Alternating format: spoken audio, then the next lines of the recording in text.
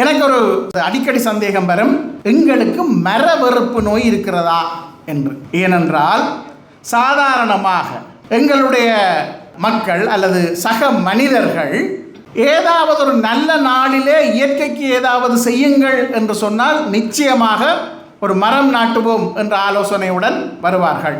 அதே மனிதர்கள் உங்களுடைய அயலவராக இருக்கும் பொழுது சொல்லுவார், இந்த மரத்தால் எங்களுக்கு பிரச்சனையாக இருக்குது, தயவு செய்து தரைச்சி விடுங்கோ.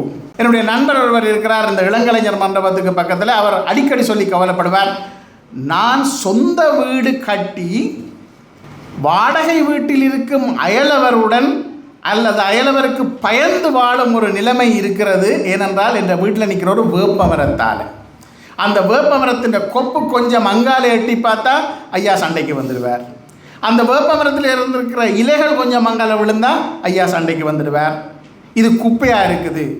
அதே போல் இந்த மரத்தால் மசுக்குட்டி வருகுது, இந்த மரம் தற்செயலாக எங்களோட வீட்டுக்குள்ளே விழுந்துடுமோ என்கின்ற பல்வேறு காரணங்களாலே இந்த மரங்களை வெட்டி விடுங்கள் என்று சொல்கின்ற ஒரு கோஷம் நிறையவே இருக்கிறது. நான் நேரடியாக பல தடவை அனுபவித்திருக்கின்றேன்.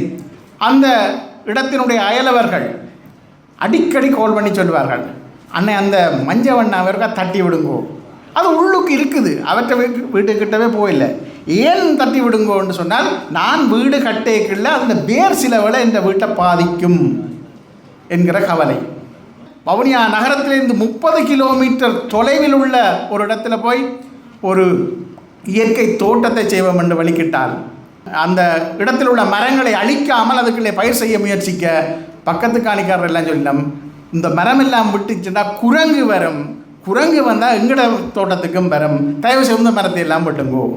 சாதாரணமாக ஒரு மனிதன், சராசரியாக ஒரு மனிதன் ஒரு வருடத்திற்கு 300 கிலோகிராம் கார்பனீர் ஆக்சைடை எங்களுடைய சுவாச செயல்முறையால் வெளிவிடுவார்.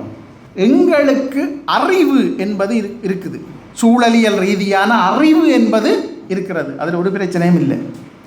அதை நாங்கள் உண்மையிலே உள்வாங்கி அதனுடைய அர்த்தம் என்ன என்றதை புரிந்து கொண்டு இத்தனை கிலோகிராம் கார்பனீர் ஆக்சைடை நாங்கள் வெளிவிடுறோம், எங்களுக்கு இத்தனை மரம் தேவை, அதை பேலன்ஸ் பண்ணுறதுக்கு, அதை சமப்படுத்துறதுக்கு என்ற வகையில் இதை புரிந்து கொண்டீங்கள் என்றால் நாங்கள் சூழலுக்கு தீமை செய்ய மாட்டோம்.